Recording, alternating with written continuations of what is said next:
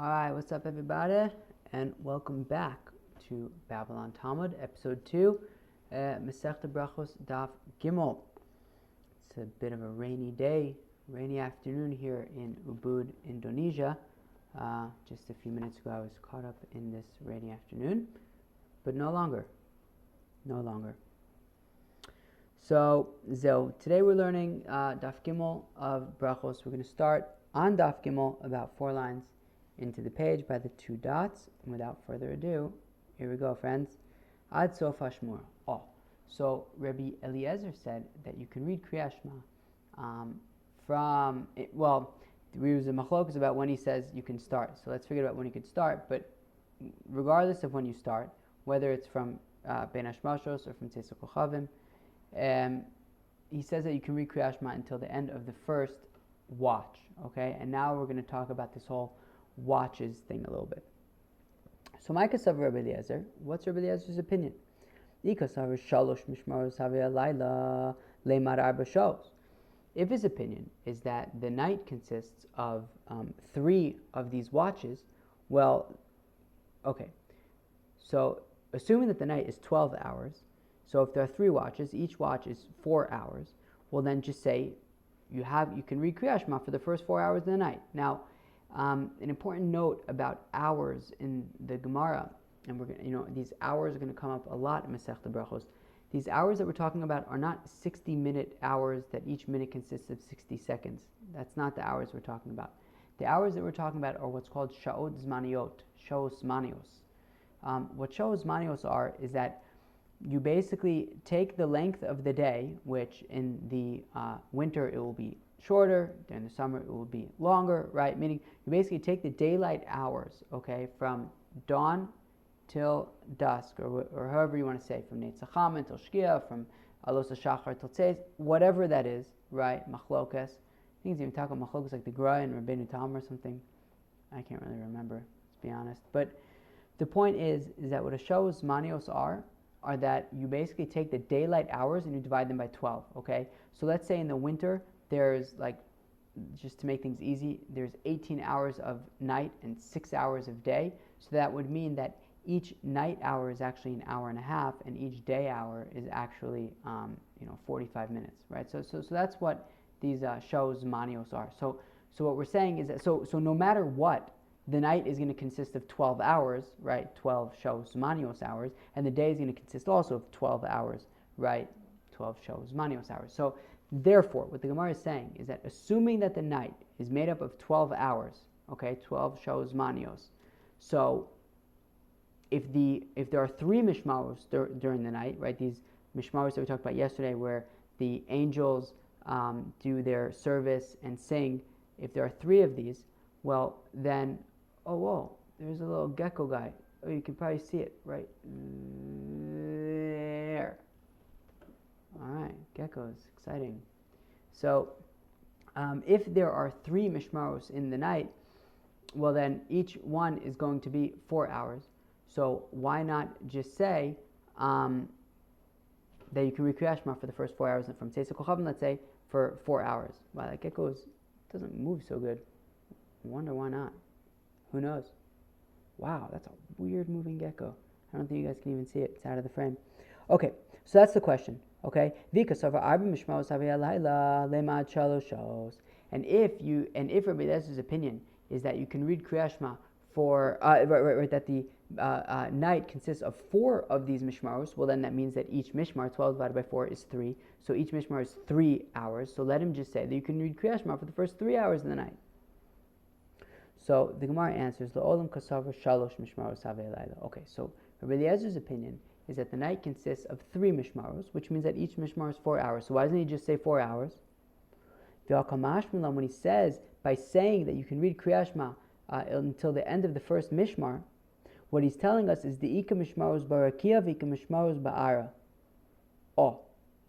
Is he's telling us that there are these mishmaros in the heavens, right, where the angels do their service and sing their songs, but there are also mishmaros that happen on the earth themselves. And if you would only say that you have 4 hours to read kerias shma, well then I would have to look at my watch and say, okay, when 4 hours is up, it's too late.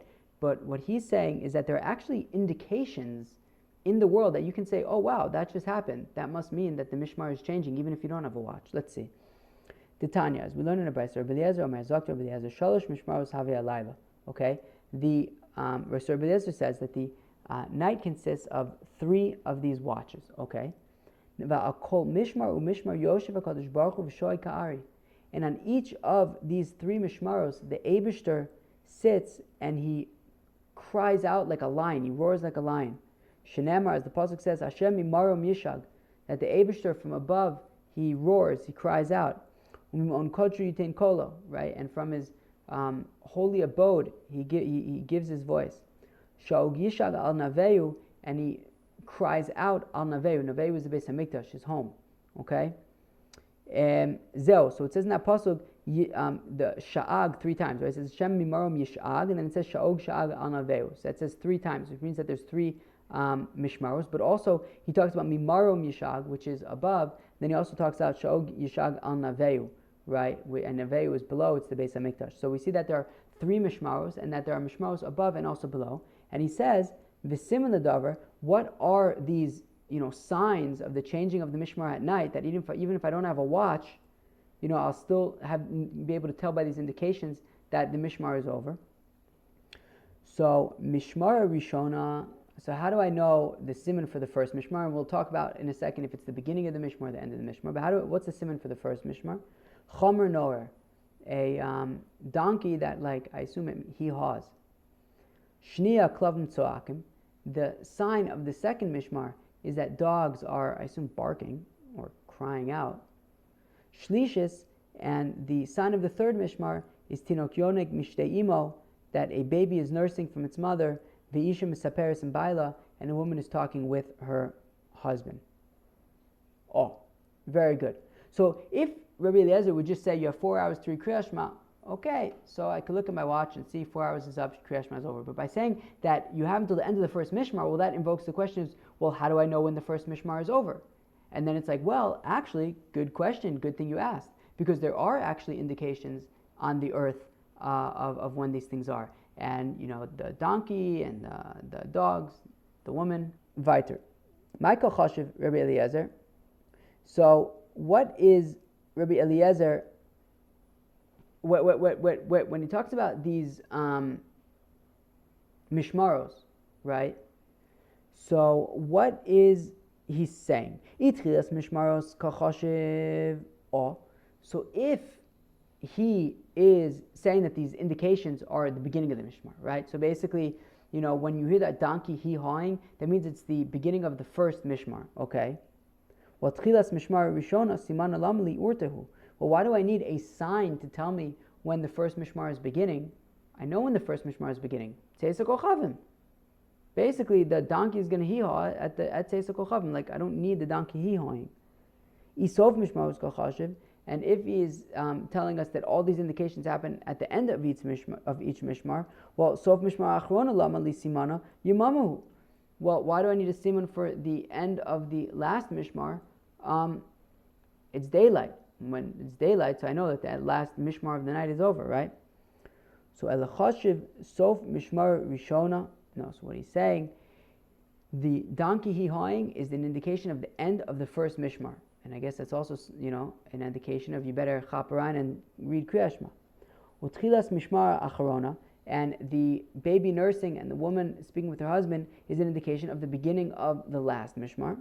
And what is the dog barking? V'emtza the emtza isa. That's a reference to the middle. The dog barks in the middle of the middle mishmar of the night. V'ibay sema, or if you want, I'll say kulu sof mishmar kachashiv. No, all of them are the end of the mishmar. So the donkey hee-haws at the end of the first mishmar, the dog barks at the end of the second mishmar, and the baby's nursing and the women are talking to her husband at the end of the third mishmar. Why do I need an indication of the end of the third mishmar? I see it's light out. So, v'chi tema achrona lo tzarich. And if you're going to tell me, well, then I don't need an indication at the end of the last mishmar of the night. It's daytime. So the my nafkamina. How come I need to know this indication of the child nursing and the woman talking to her husband. So the mikra kerias shma leman degani b'vayis ofel v'lo yada zman kerias shma emas. Oh, if you have a person who's sleeping in a room that doesn't have any windows, so he doesn't see that it's light outside, and he wants to know, can I say kerias shma or not? So Kevin the Ishim Saperis and Baila Betinok Yonak Mishte Imo, once he sees, his wife is talking to him and she's nursing the baby, Leikum Velikre, so he can get up and read Kriya Shema. Oh, very good. Very, very good. Just hop a stick of water over here.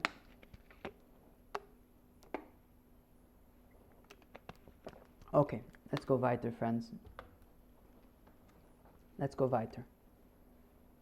Amar Rav Yitzchak bar Shmuel mishmei de Rab. So sagt Rav Yitzchak bar Shmuel in the name of Rab. Gimel mishmaros have alayla. Okay, the night consists of 3 mishmaros. Okay, like Rabbi Eliezer. Fine, very good. V'al kol mishmar u'mishmar, and on each one of these mishmaros, Yoshev HaKadosh Baruch Hu v'shoy ka'ari. The Eibishter, he cries out, he roars like a lion. V'omer, and he says, Oy levanim, woe is to the children, shebavonoseim echrabti as basi, that in their sins, that on account of their sins, I have destroyed my house, my abode, my Beis Hamikdash, v'sarafti esechali, and I burnt my sanctuary, v'glisim levein umos olam, and I exiled them amongst the nations of the world. Now there's a different gears over here, which is actually kind of shtickle nicer. It puts a little bit less blame on us, right? Shebavonoseim, that in their sins. So there's a different gears that says, Oy shechrafti as basi, woe that I destroyed my house, my home, v'sarafti esechali, and burnt my sanctuary, v'glisi as bana levein umos olam, and I exiled my children amongst the nations of the world. In that case, it's all put from the perspective of the Eibishter, that he's feeling sorry for having exiled us. But either way, very good. Weiter in shaos. Tanya, Amr Rabbi Yossi. So we learn in a brisa. The Rabbi Yossi said, Pam achas hayisi mahalech baderech. One time I was traveling. V'nichnasti l'churva achas michurvos Yerushalayim lispala. And he came, I don't know, whatever he felt that, it was time to daven. So he saw that on the side of the road epis, there was a churva, like an abandoned house, a broken down house from the destructions of Jerusalem. And he figured, let me just, duck in there and daven. But Eliyahu zachor latov. Oh, so Eliyahu Hanavi came. V'shama li ala Pesach. And he waited for me by the door of the churva. Ad shesiyamti tefilasi. He waited until I finished my tefillah. La'achar shesiyamti tefilasi. And after I finished my prayer, Amar li, Eliyahu Hanavi said to me, Shalom alecha Rebbe. Peace unto you, my teacher. Ve'amarti lo. So I, Rabbi Yossi, I said to Eliyahu Hanavi, Shalom alecha Rebbe Umori. Oh, peace unto you, my teacher and my mentor, I guess. Ve'amar li, and he said to me, B'ni, my son, Mipnei ma nichnasta l'churva zeh. How come you went into this churva? Amarti lo, I said to him, Lispala. He said, I went in because I wanted to daven. Ve'amar li, and he said to me, Ha'ilcha lispala b'derech. You should have just davened on the road. You shouldn't have gone into that churva. You should have davened on the road. Ve'amarti lo, and I said to him, I explained to him why I made the decision to go into the churva. I said, Misyori ayisi, I was nervous, shema yafsiku bi over drachim. I didn't want that the people who were traveling should interrupt me. I figured I'll just go into this churva, daven quietly, b'tznius, and then I'll go back to travel. Ve'amar li, and Eliyahu Hanavi said to me, Ha'ilcha lispal tefillah k'tzara. Oh, so Eliyahu Hanavi told me, look, you shouldn't have gone into the churva. You should have stayed on the main road, and you're concerned that people will distract you. You should have just davened an abridged prayer, right? There's something called Havinenu, which we're going to learn about a little bit later, in about 3.5 weeks for those who stick around. It's a reward. So Eliyahu Hanavi said, look, you should have done this abridged version of tefillah. And Rabbi Yossi says, at that moment when, through this story, this incident with Eliyahu Hanavi, I learned three things. Okay, A, I learned that we don't go into these destroyed structures. I also learned that, we can pray on the road while we're traveling. And I learned that somebody who davens on the road, he should do an abridged tefillah. Okay? And then Eliyahu Navi said to me, B'ni, my son, makol shamata b'chor vazo. What voice did you hear when you were inside that structure? And I said to him, Shamaiti baskol shemnahemes kayona. I heard a voice from heaven that sounded like a dove. Ve'omeres, and saying what we said a few lines ago. Oy levanim shebavonosem echravti as beisi v'sarafte sechali ve'glisim levena umos. And Eliyahu Navi said to me, so I said to him, I heard this baskol that said, woe is to the children that in their sins I destroyed my house and burnt my sanctuary and exiled them amongst the nations. Ve'amarli, and Eliyahu Hanavi said to me, to Rabbi Yossi, Chayecha v'chayiroshcha, your life and the life of your head. Lo sha'azo b'vado meres kach. This is not the only time that this voice comes out from heaven and says this. El b'chol yom vayom, every single day. Shalosh paimim, 3 times a day. Omeres kach, there is a voice that comes from the heavens and says this. V'lo zo b'vad, and not only this. El b'shash Yisrael nechnasim levate knesios levate midrashos. When the Yidden go into bate knesiot, synagogues, and bate midrashos, places of study, v'onin yehei shmei agadol mevorach, right? And I guess they say yehei shmei rabba mevorach. I guess in Kaddish, although I don't know what the indication is for a beis medrash. I don't know, because maybe they're davening the beis medrash, or maybe it's just saying, like, every time that they praise God's name in a beis medrash, maybe. Hakadosh Baruch Hu menanei rosho, the Eibishter nods his head, ve'omer, and he says, Ashrei HaMelech shemekalsan oso beveso kach. Praiseworthy is the king that they praise him in his house like this, i.e., when the Yidden would do this in the Beis HaMikdash. Marlo la'av shehigla es banav. What does it say for a father who has exiled his children? V'oiloim lebanim, and woe is to the children shegalu me'al shulchan avihem, that they were exiled from upon the table of their father. Wow, yeah, difficult situation, right? A parent has to exile a child. I mean, that's not a sugya that I'm personally very familiar with, but I do remember one time being with a mother who had to kick a naughty child out of the house, and it was very, very difficult for everybody. Okay, let's go weiter in Shas. 2 lines from the bottom of Gimel Amud Aleph. Tanu Rabban, the rabbis taught, there are 3 reasons why we do not enter into one of these abandoned, destroyed structures from Yerushalayim. Here are the 3 reasons. Right? Number 1 is because of suspicion. Right? The question is, why is Reuven going over to this destroyed structure? What's he doing in there? Which prostitute is waiting for him, Darton? Number 2 is it's a hazard. It's a security risk, right? It could fall down. This isn't it hasn't been cleared by some kind of government agency, some kind of area to say that this is a safe dwelling, right? It can fall down. We don't want you going into an unsafe structure. There are like evil spirits over there. The evil spirits can get you, and we don't want the evil spirits to get you. Okay. Says the Gemara, so the question is, who cares about chashad? Why don't you just leave out, why do we need 3 reasons? Why not just say this? Say, don't go into structure because structures are unsturdy. They're insecure. They could fall down on you. Done. You don't need chashad. You don't need mazikin. Right? So the Gemara answers, at the top of Gimel Amud Beis, b'chadate. Well, because what if it's a recent churva and the structure that remains is sturdy? So in that case, there wouldn't be a concern about mapolis, but still, like, don't go there because of the chashad. We don't want people to be getting the wrong idea about what you're doing over there. Okay. V'tepukle mishum mazikin. Okay.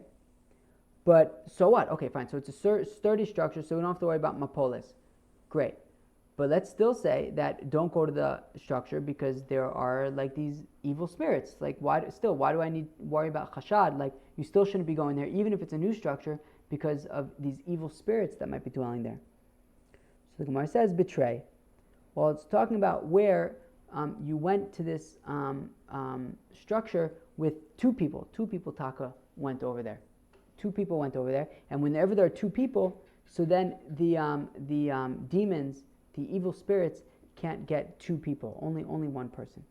So therefore, it's not an issue of mazikin, and it's not because there's two people. It's not an issue of mapolis because it's new, and we're saying it's only an issue of chashad, of suspicion that maybe he's going to see a prostitute. But I betray chashad namileka.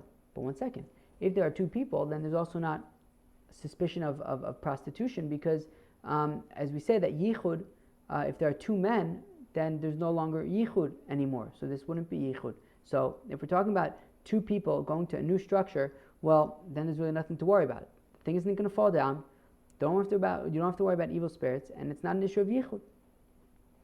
So my answer is betray ufritze.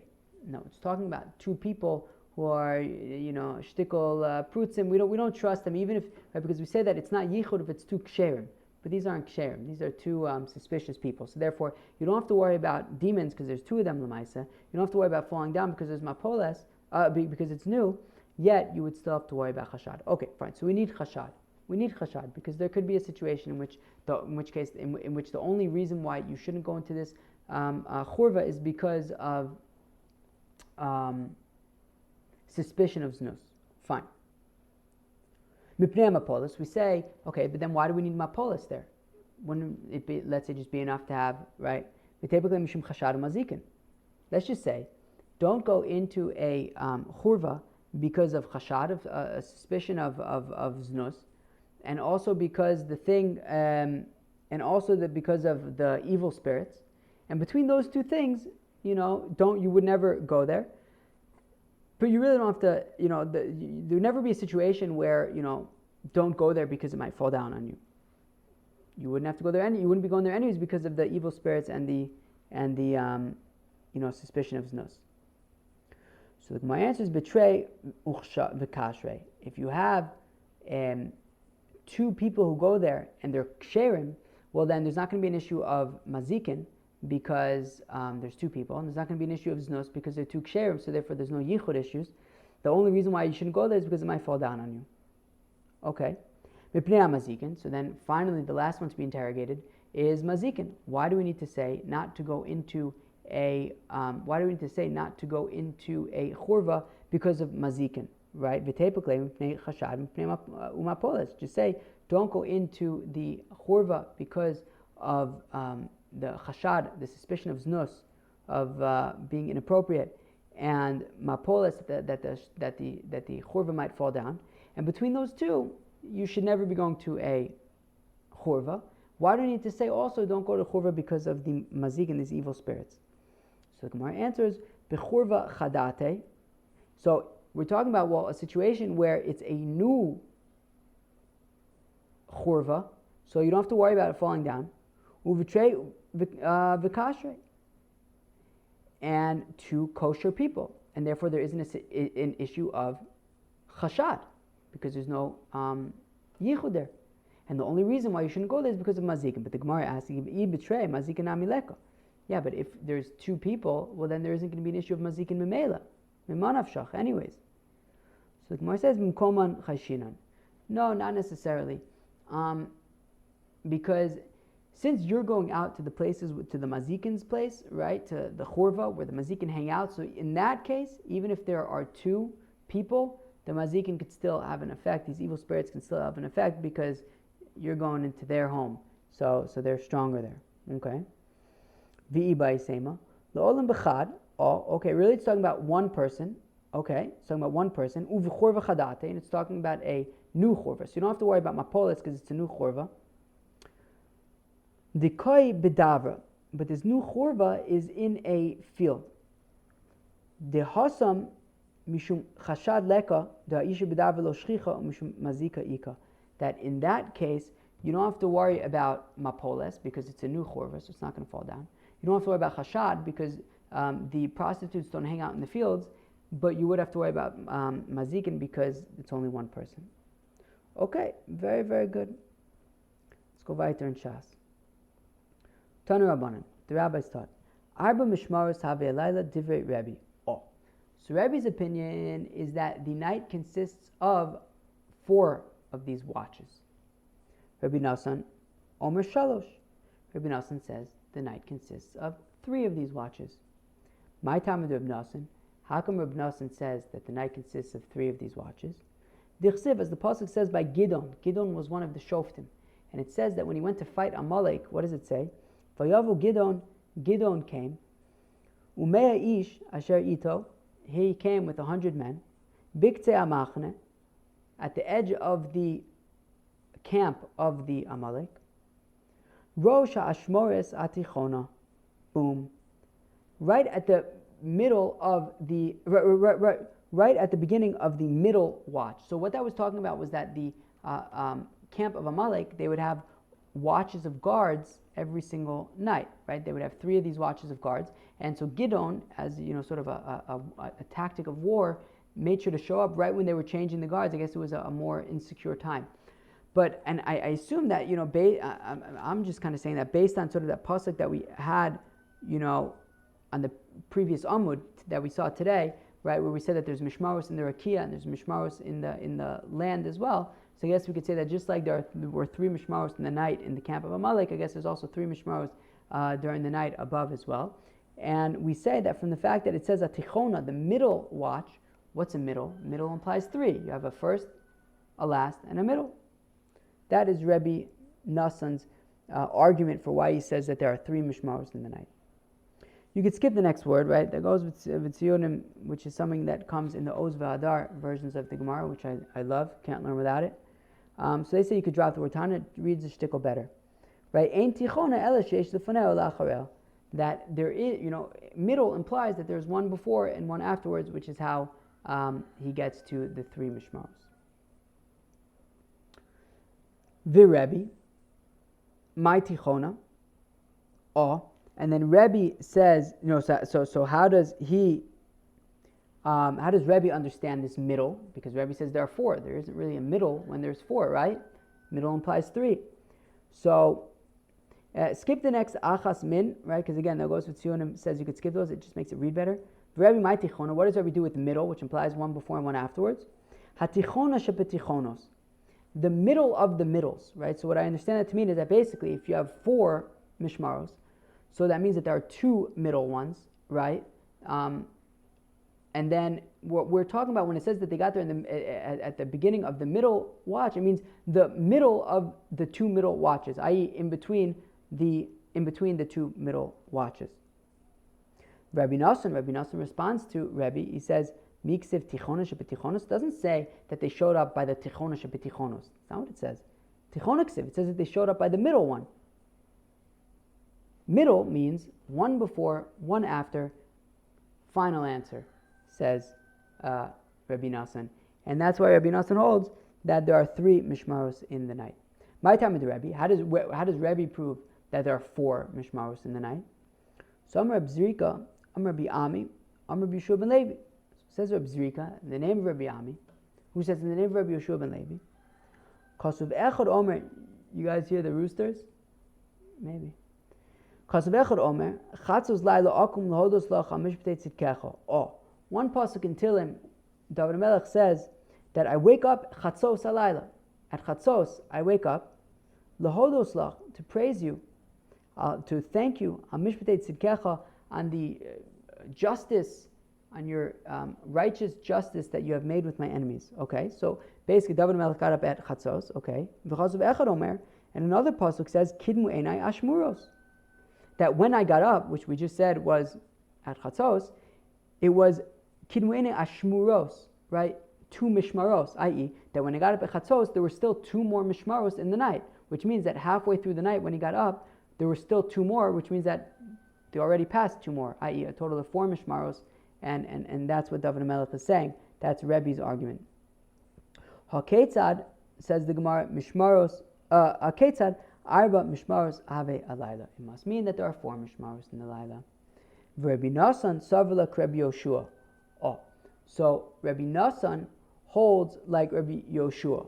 Oh, very good. So you have to kind of hold cup shtickle a little bit over here. It's not too bad, but just hold cup shtickle. The Tnan, Rabbi Yoshua, Omer, says Rabbi Yoshua, ad shalosh shaos. Oh, so Rabbi Yoshua says that you could read kerias shma until the 3rd hour of the day. Again, these are shaos, zmaniyos, right? But until the 3rd hour of the day, okay?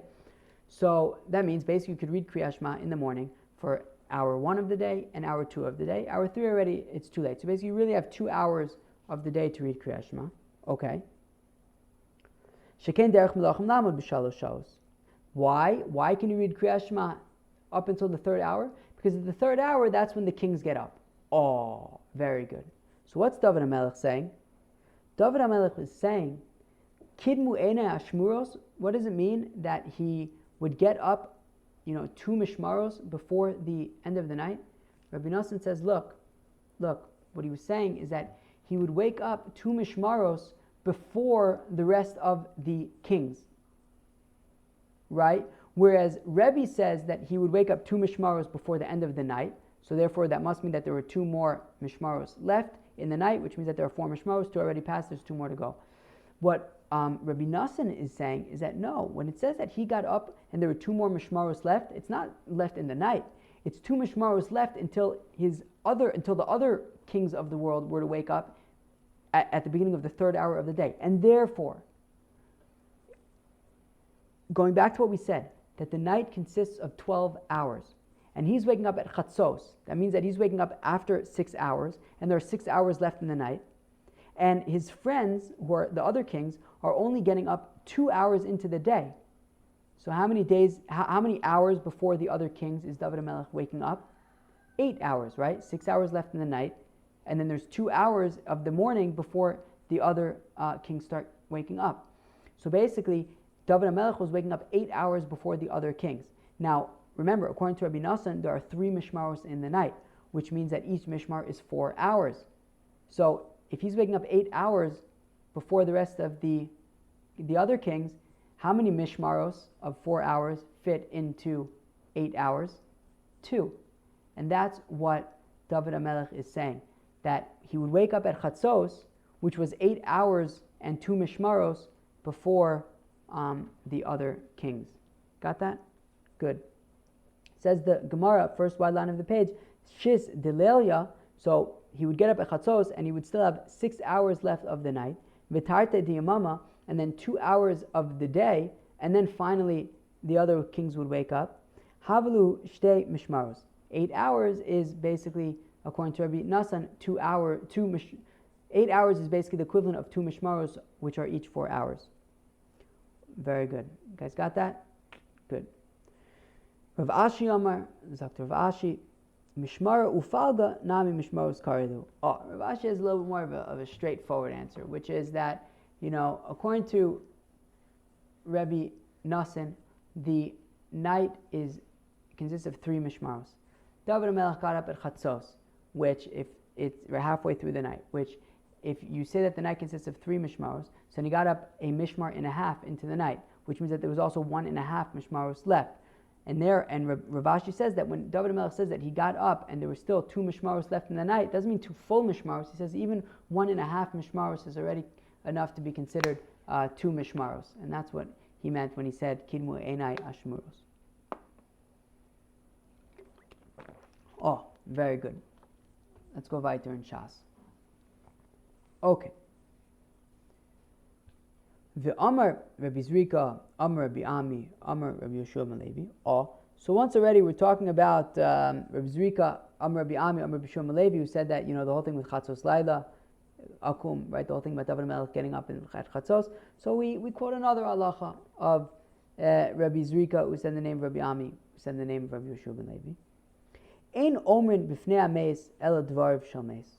Oh, when you're at a hesped, I assume that's what it means. When you're at a hesped, when you're at a funeral, right, you should only be saying things related to the person who died. Okay. Amar Rabbi Abba bar Kahana, said Rabbi Abba bar Kahana, lo amaran ela b'divrei Torah. All that really means is that you shouldn't be saying divrei Torah while the mace is there, because the mason can't learn divrei Torah, and therefore it's not nice to be talking divrei Torah in front of a mace who can't participate. But you want to talk about sports? Talk about sports. Those who say Amar Rabbi Abba bar Kahana, says Rabbi Abba bar Kahana, afilu b'divrei Torah v'chol shekain milei da'ama. No, what it's saying is you can't even talk divrei Torah in front of a mace because you can't participate, and of course you shouldn't be talking about sports in front of a mace. Okay. V'David b'falga delelya havakoi me'urta havakoi. David HaMelech would get up at midnight? What are you talking about? David HaMelech would already be up from the beginning of the night, right? He was up. I guess he wouldn't really sleep much. Dichsev, as the pasuk says, Kidamti b'neshef v'ashaveh. As the pasuk says, that I got up already b'neshef. And we're assuming right now that neshef means tzeis hakochavim. So already at the beginning of the night, he was already awake. V'ashaveh, and I cried out to the Eibishter. How do we know that neshef means tzeis hakochavim, the beginning of the night? That David HaMelech is saying that he got up at tzeis hakochavim to cry out to the Eibishter. Dichsiv, as the pasuk says, b'neshef be'erev yom b'ishon laila va'afela. Oh, that b'neshef be'erev yom. We're saying that neshef is be'erev yom when the day becomes night. That is what neshef is. It's tzeis hakochavim. Oh, Amar Rav Oshaya, Amar Rav Acha. So says Rav Oshaya, says Rav Acha, Hachi ka'amar. This is what David HaMelech was saying. No, sorry. This is what it means when it says that he got up at chatzos, right? Meaning, because we just said that David HaMelech already was up at the beginning of the night. He wouldn't just get up at chatzos. So Rav Oshaya says, name Rav Acha, this is what it means when we say that he got up at chatzos. You ready? Me'olam lo avar alai chatzos laila b'sheina. No, what it means is, I was already awake at the beginning of the night, and I never would go past chatzos and still be sleeping. I was always awake before chatzos of the night, halfway through the night.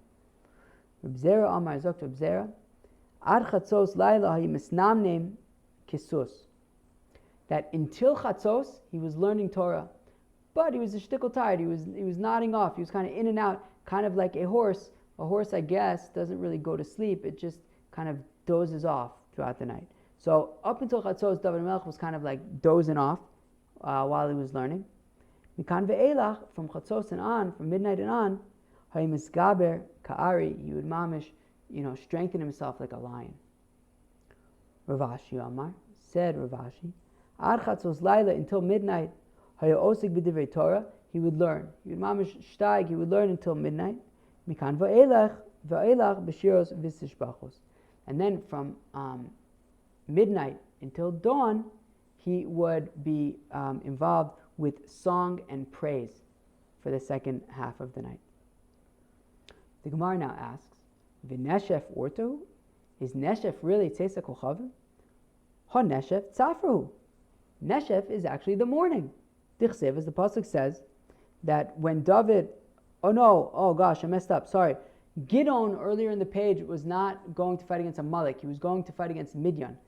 David HaMelech was fighting against Amalek. And when it says over here, right, so it says, Dichsiv, Vayakem David me'aneshef v'ad ha'erev. It says that by Amalek, David smote them from the neshef until the evening, right? L'mochorasim, until the next day. So, my love, mitzafra adelia. What does it mean from the neshef until the evening? Some what it means from the morning until the evening, which means that neshef is the morning. So the Gemara says, lo, me urta vad urta. No, it just means from nightfall to nightfall. Nightfall today until nightfall tomorrow. David HaMelech was chasing them the entire time. But if that's the case, then shouldn't the pasuk be consistent and say that David HaMelech, smote them from Neshef until Neshef, or from Erev until Erev. Why does it say from Neshef until Erev? Doesn't that sound like it should be two separate things? So Ella Amarava Trei Nashve Havu. There are two types of Neshef actually. Neshef Lelia V'asi Yamama. There's a Neshef which comes at the end of the night, right before the day starts, right? Neshef Yamama V'asi Lelia. And then there's a Neshef which comes at the end of the day and right before the night starts. And I guess that when it says that David HaMelech was already, right, when it says Kidamti B'Neshef V'Ashaveya, right, that already I was awake B'Neshef, so that's referring to the Neshef that comes at the end of the day, right before the night begins. Oh, very good. V'David mihavayada palga dilelia emas. Did David HaMelech really know when midnight was? Hashta Moshe Rabbeinu lo havayada. Even Moshe Rabbeinu was unable to calculate when midnight was exactly, right? And the assumption being that if Moshe Rabbeinu couldn't calculate when midnight is exactly, certainly then David HaMelech couldn't. Dichsev, as the pasuk says, Kachatzos halayla ani yotze b'soch Mitzrayim. It says by Makas Bechoros that around midnight time I'm going to go out to Mitzrayim and do the whole Makas Bechoros. My kachatzos. What does it mean when Moshe Rabbeinu says that around midnight I will go out to Mitzrayim? If you're going to tell me that the Eibishter, that Hashem said around chatzos, because Hashem doesn't even know how to calculate midnight. Is that really true? Does God have a doubt of when chatzos is? If God wants to know what to calculate chatzos, he'll calculate chatzos. No, rather Hashem told Moshe, at chatzos, I'm going to do Makas Bechoros. Ve'asaihu, and then Moshe Rabbeinu said, Ve'amar kachatzos. And he said, kachatzos, because Moshe Rabbeinu wasn't entirely able, perfectly able to calculate midnight. Alma misapka le. V'David havayada. So therefore we see that Moshe Rabbeinu didn't know exactly when midnight was. And yet David HaMelech knew when midnight was. So check this out. David Simana Havale. David HaMelech created technology. Yeah, you're right. He was unable to know exactly when Chatzos was. He couldn't just eyeball it. But he created technology that told him when Chatzos was. What was his technology? He didn't create a computer over here, but he created something. The Amar Rav Acha Bar Bizna Reb Shimon Chasida. The Rav Acha Bar Bizna said, in the name of Reb Shimon Chasida, Kinar Ayatollah Lamala Mimitaso Shel David. There was a harp that was hanging above the bed of David. And when midnight would come, a northern wind would come, blow on the harp. The harp would then, play epis something, and David HaMelech would know, oh, now it's chatzos. So even though he couldn't eyeball it, he created a contraption that would tell him when chatzos was. And then miyada ya'omed v'osek b'torah. Immediately he would get up and be osek b'torah, which is, of course, is different than Rav Ashi, who said that until chatzos he'd be osek b'torah. Here we're saying that at chatzos, when his contraption told him that it was chatzos, he would then get up and be osek b'torah. Ad she'ala amud hashachar. He would learn Torah until dawn. Kivin she'ala amud hashachar. And then what would happen at dawn? Nichnesu chachmei Yisrael etzlo. The wise men, the sages of Israel, would then, visit David HaMelech. Amrulo, they said to him, Adonenu HaMelech, Amchu Yisrael tzrichin parnasa. They said, "No, our master the king, your nation, Israel, needs parnasa, needs a sustenance, needs money." Amr lehem, l'chuvis parnasu zemizeh. So he said to them, "No. So let them do business with each other. No, this guy will be a locksmith, this guy will be a blacksmith, this guy will be a goldsmith, or a doctor, or whatever it might be. And then they'll do business with each other and they'll support each other." So Amrulo, in a kometz masbia esari, they said to him, look, a handful of food is not enough to feed a lion. I never knew how to translate this properly, and I still don't know how to translate this properly. But from what I understand from Rashi, basically what it means is that if you have a pit that you want to fill up, you can't just take things out of it and put it back into it. It's never going to get filled that way. You have to have external resources. You have to be able to take dirt or whatever from outside in order to fill up the pit. And what they're saying is, just doing business amongst ourselves is not going to create new wealth, and it's not going to be able to support, anim who don't have any wealth. It's not going to be able to support new people who are born. Things like that. I guess it's an interesting economic kind of observation. So Amar Lohem, David Melech said to him, L'chu ufashtu yedechem bigdud. All right, well, if that's the case, then we got to go to war and loot some neighbors. So that was exactly the answer they were looking for. Miyad, immediately, Yoatzim b'Achitofel, they would get advice from Achitofel about how they should, go to war, strategy. V'nimlochem b'Sanhedrin, they would ask the Sanhedrin for their blessing, and that they should pray for them, as Rashi says. V'sholim burim v'tumim, they would ask, by the Choshen, they would ask if they were going to be successful in this war or not. Amar Rav Yosef Maikra, Rav Yosef says, what's a pasuk that we learned this whole thing out about, that they would go to him and then they would ask advice and urim v'tumim, that whole thing?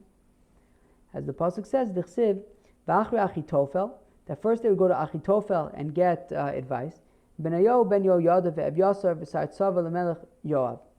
Oh, then after Achitofel would be Benayo ben Yoyada ve'Evyasar v'sar tzava l'melech Yoav. Okay, and we're going to explain what each one of these people are. So Achitofel zayois. Achitofel was the advisor that they would ask, how should we go to war? Which side should we attack from, etc.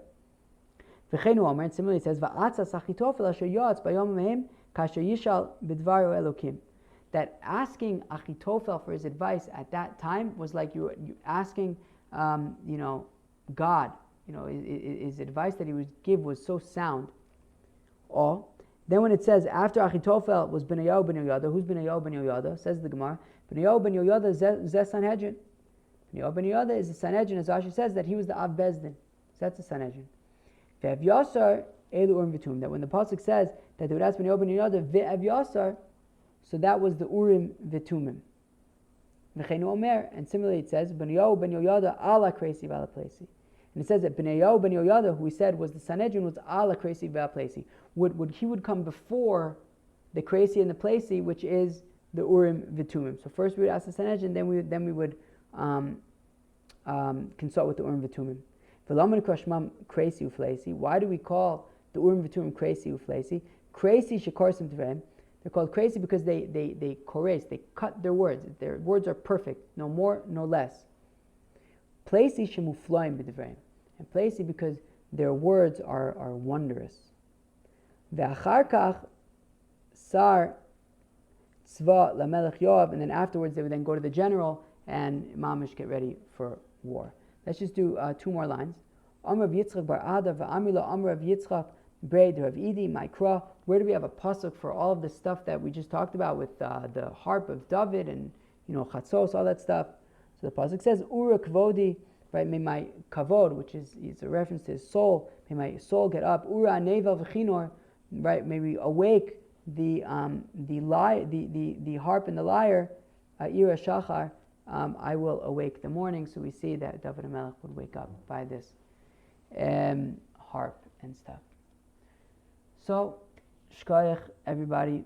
Zeo, man, of course, as always, if you have any questions, comments, you can always reach me at the email or in the comments of the YouTube video or Spotify. Though I don't know if there are comments in Spotify, but yeah, cool. Cheers. Peace.